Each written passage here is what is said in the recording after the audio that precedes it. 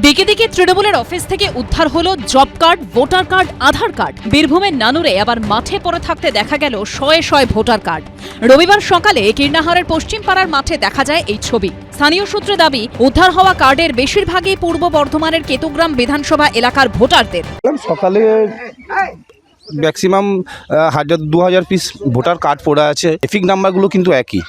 এগুলো তো সন্ত্রাসমূলক কাজেও ব্যবহার হতে পারে, পুলিশ তদন্ত করুক। স্থানীয় বিএলওর দাবি, সংশোধনের জন্য আবেদন করেছিলেন যে ভোটাররা, তাদের হাতে নতুন কার্ড দিয়ে পুরনো ভোটার কার্ডগুলি নিজের কাছেই রেখে দিতেন তিনি। নতুন এপিক অ্যাপ্লাই করার পরে ওরা নতুন এপিক নিত এবং পুরনো এপিকগুলো আমাদেরকে বলা ছিল নিয়ে নেওয়ার জন্য। এবার সেগুলো আমরা ব্লকে জমা দিতাম এবং 25 টাকা করে ওনারা নিতেন। তারপর থেকে যখন 25 টাকা নেওয়াটা ব্লকে বন্ধ হয়ে গেল, নিত না, কিন্তু বলতো পুরনো কার্ডগুলো আপনারা নিয়ে নেবেন। যার জন্য আমরা পুরনো কার্ডগুলো কালেক্ট করে রেখে দিয়েছিলাম।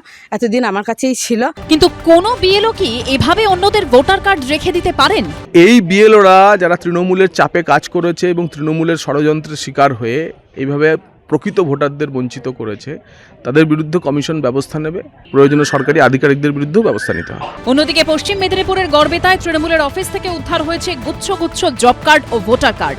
বিজেপির অভিযোগ, রবিবার ছোট তারা মধ্য বুথের তৃণমূলের অফিস থেকে এই কার্ডগুলো সরানোর চেষ্টা করছিলেন তৃণমূল কর্মীরা। তৃণমূলের নেতারা পার্টি অফিস খুলে সামনে টোটো দাঁড় করিয়ে মালপত্র লোড করছে। তখন দেখা যাচ্ছে অবৈধ ভোটার কার্ড, অবৈধ যত জব কার্ড, সাধারণ মানুষের জব কার্ড। তৃণমূল কংগ্রেস যে ছাপ্পা ভোটে সরকার চালিয়েছে 15 বছর, তার প্রমাণ আছে গুয়াদা 2 নম্বর অঞ্চলের ছোটতাড়া বুথ থেকে পাওয়া যাচ্ছে।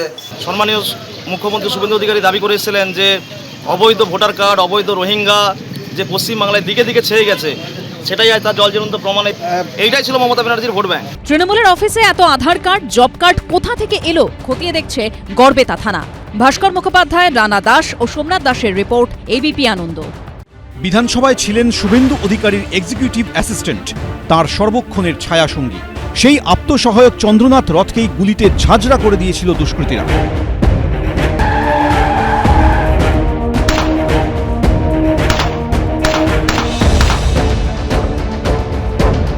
রবিবার পূর্ব মেদিনীপুরের চণ্ডীপুরে নিহত আত্মসহায়কের বাড়িতে এলেন মুখ্যমন্ত্রী শুভেন্দু অধিকারী। পরিবারের সঙ্গে কথা বললেন। শুভেন্দু অধিকারীর আত্মসহায়ক 6ই মে রাত্রিবেলা খুন হয়েছিলেন এবং মুখ্যমন্ত্রী হিসেবে শপথ নেওয়ার পর আজকে সেই পরিবারের সঙ্গে দেখা করেন রাজ্যের মুখ্যমন্ত্রী। এবং চন্দ্রনাথ মায়ের যেটা বক্তব্য, যে ভবানীপুরে হাটটা মুখ্যমন্ত্রী মমতা বন্দ্যোপাধ্যায়, প্রাক্তন মুখ্যমন্ত্রী মমতা বন্দ্যোপাধ্যায় হয়তো মেনে নিতে পারেননি, যার জন্য হয়তো তার ছেলেকে এইরকমভাবে চলে যেতে হলো। উনি আমাদের পরিবারের এসেছেন, একজন সিএম হয়েও তিনি যে আমাদের মনে রেখেছেন, তার জন্য ওনাকে ধন্যবাদ জানাই। উনি এসেছেন এবং উনি আমাদের আশ্বাস দিয়ে গেছেন যে দোষীরা দৃষ্টান্তমূলক শাস্তি পাবে। বলেছেন যে আমি যতদিন আছি আপনার পরিবারের কোনো সমস্যা, কোনো কিছু হলে উনি সমস্ত দায়ভার নেবেন, আমাদের পরিবারের পাশে থাকবেন বলেছেন। 6ই মে বুধবার মুখ্যমন্ত্রী পদে শপথ গ্রহণের ঠিক দুদিন আগে গুলিতে ঝাঁঝরা করে দেওয়া হয় শুভেন্দু অধিকারীর পিএ চন্দ্রনাথ রথকে। 50 সেকেন্ডের নিখুঁত অপারেশন চালিয়ে দুটো বাইকে চড়ে আলাদা আলাদা রাস্তায় পালায় দুষ্কৃতীরা। ক্লোজ সার্কিট ক্যামেরায় ধরা পড়ে সেই ছবি।